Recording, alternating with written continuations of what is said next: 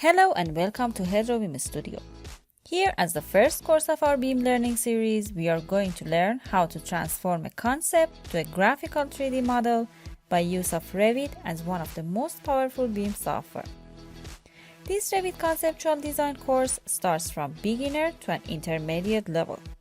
Our approach is to practice BIM LOD 100 while learning Revit software. First, let me introduce Revit Studio. Revit is an international innovative architecture, urban design, and project management studio with over 12 years of experience in designing a wide range of construction projects from small to large scale, such as residential, villas, hotels, office, and commercial complexes. Most of our projects are delivered in BIM system using Autodesk Revit for construction drawings, Navisworks for project construction simulation and clash detection, and Tekla software for structural drawings. One of our approaches in Revit is to train architects and engineers. We are here to enhance user experience in BIM and its related software in order to practice open BIM.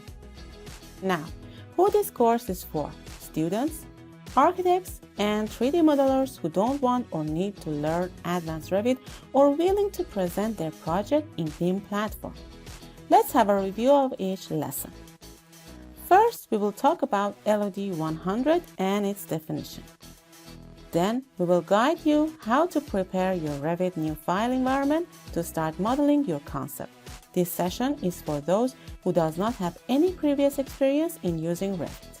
Defining units and levels using AutoCAD topo information, creating a topo surface, making building paths, and working with options are all the tools that we will use in Lesson 2.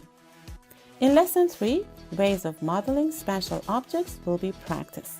Mass in Place is the tool that helps you manifest any innovative idea you have in your mind. In the next step, we will learn how to run solar study to visualize the impact of natural light and shadows on generic objects we have created before. We will learn how to use location, project orientation, and some path options. In the final stage, we will go through different ways of exporting our concept for presentation. We will learn how to define material for our mask, set up graphic display settings, work with cameras, Revit walkthrough, and also rendering tools.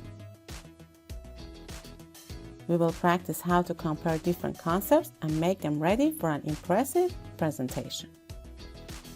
Let us inform that this course will be updated with new releases continuously in order to keep up with the students' demands. Let us study together and have fun and exciting experience in our online class.